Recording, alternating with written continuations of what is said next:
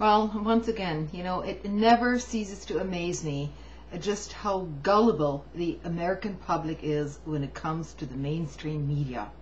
So now all of a sudden, because of this so-called deficit commission, basically put in place by President Obama, the media mantra now is going in the direction of essentially cutting back on all social safety nets for the general population of the United States. So there is some sort of an underhanded agreement here on part of the major mainstream media that it is actually the little people like us who are defrauding the system. Because you see, if you happen to be unemployed for more than 26 weeks, you obviously have a problem because you haven't found that job yet. On top of it, you're lazy and you're taking advantage of the system.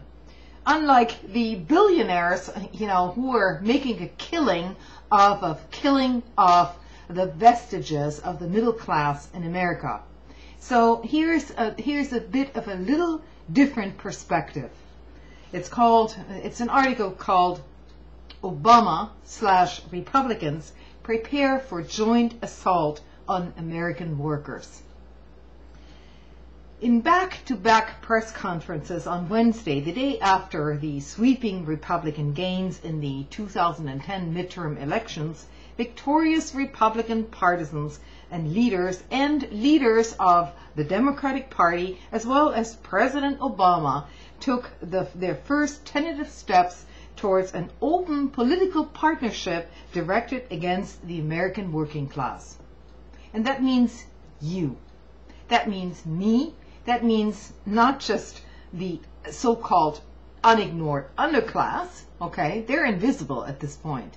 But basically you and me and everybody else who's been working all of our lives. The man who would become Speaker of the House in January, Ohio Republican Congressman John Boehner, made an appearance on Capitol Hill flanked by Senate Minority Leader, a Democrat no less, Mitch McConnell, and Governor Haley Barbour of Mississippi, chairman of the Republican Governors Association. All three repeated bromides about listening to the American people and following their lead, although the policies they support, slashing social programs such as Social Security, Medicare, education, and unemployment compensation, and further tax breaks for the very rich, are overwhelmingly opposed by the overwhelming majority of the American people. So there you go. Boehner was conciliatory in his demeanor, calling on the Obama White House and congressional Democrats, who still control the Senate at this point, to work together with a new Republican majority in the House for smaller, less costly, and more accountable government in Washington, D.C. The people in Washington, D.C. at the top are so removed from the general population, it defies comprehension at this point. These are people who are making, at the very least, $300,000 a year as a congressperson. Most senators are millionaires, multi-millionaires, in fact, and that includes both parties, by the way. But, the calls for spending restraint and smaller government apply only to programs that provide assistance to ordinary people, the sick and the elderly on top of it. No Republican congressional leader favors cuts in spending on the military or the gargantuan tax subsidies to Wall Street and the wealthy. No, that's basically untouchable. And even though this so-called cat food commission, and it's aptly named for that, it's an apt name for it, because basically, all of these people are in cahoots. Most of these people on that commission, appointed by Obama, I might add, are very wealthy people, CEOs and former political leaders. And there's perhaps one labor leader even included in this, perhaps two progressives on that entire commission. So how do you think that those recommendations are going to come out? Do you think they're going to come out in your favor?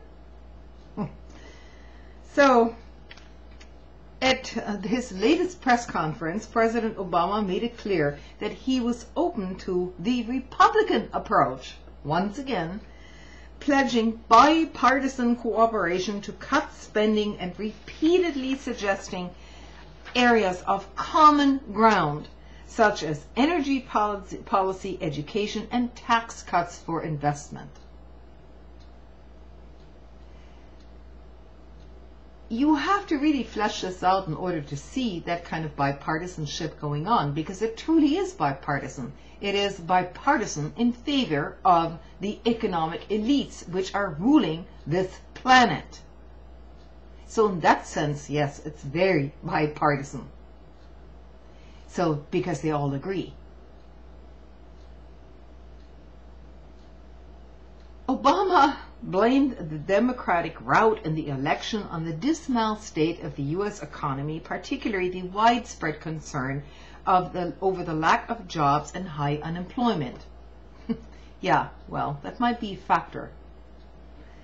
But he proposed absolutely nothing in order to create jobs, except for more tax breaks for large businesses, while offering to listen to any measures the Republicans have to offer.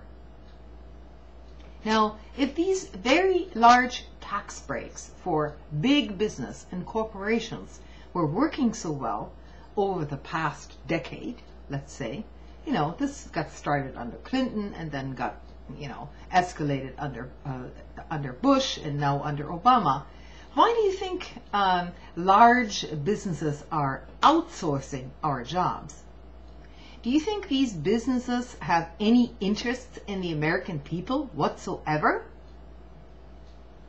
Basically, all they're trying to do is to keep us at a consumer level at some point until the whole thing comes crashing down, because they've already opened up another market in other countries for manufactured goods, which are, of course, no longer being manufactured in the United States. And we're seeing, essentially, the demise of American society here, underwritten by both parties at this point. In response to repeated questions about whether the election represented a repudiation of his administration's policies, Obama would concede that only that the U.S. economy had so far failed to generate enough jobs for the rapidly growing numbers of the unemployed, although he claimed to have stabilized the economy. Stabilized it exactly for what? For further exploitation of the American worker and the American middle class?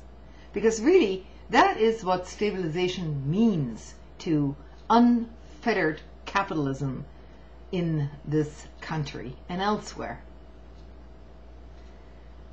A clear olive branch to his right-wing opponents, Obama embraced their rhetoric completely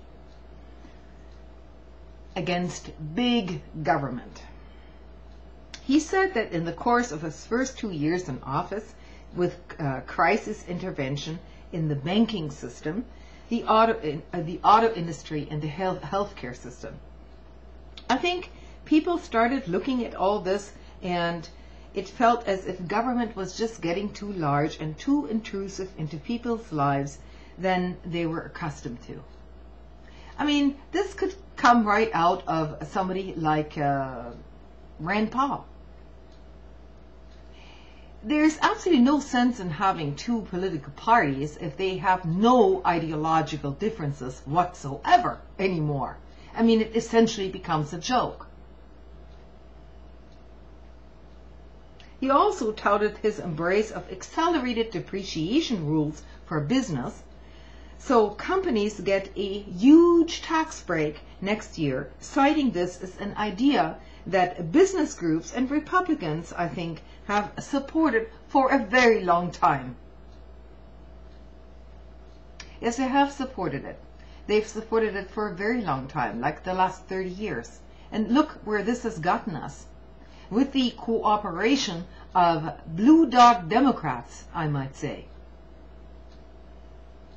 Obama concluded with this to the capitalist market that could have been given by somebody, as I said, Rand Paul. It is all working out nice and fine. We're coming out of the recession, and perhaps some jobs will be added slowly and so on. But what is not mentioned is that it benefits the very elites up top if unemployment is actually being kept high in this country. Because you see, this is the way it works. If you can pit workers against each other, competing for ever lower and lower wages just in order to survive, well, then of course the people up top will win every time. But, you know, that's nowhere being mentioned. Nowhere. And certainly not in our mainstream press. This is completely off the table. What is not off the table is slashing our defense budget by at least 50 or 60%. That is not mentioned, ever. Instead, we're talking about so-called entitlements when people have actually earned those entitlements. So they're not entitlements at all. They are benefits which every one of us who has worked all of our lives have earned through hard work. Instead, your national media, mainstream media, is telling you, well, you know, you didn't pay into the system because you just didn't pay into it enough. Maybe everything, all services should become privatized. I'd like you to take a good look at the system and what happened in Argentina 20 years ago when all systems were privatized. Because that's basically what we're in for here.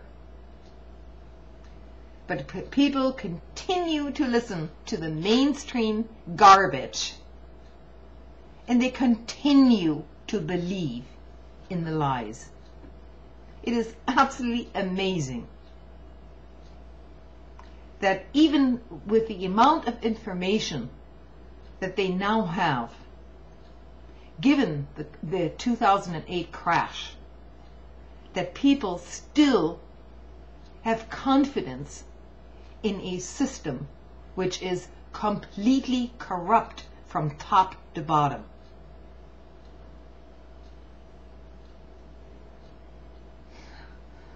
I don't know whether I should wish you good night or not. I think it's kind of besides the point.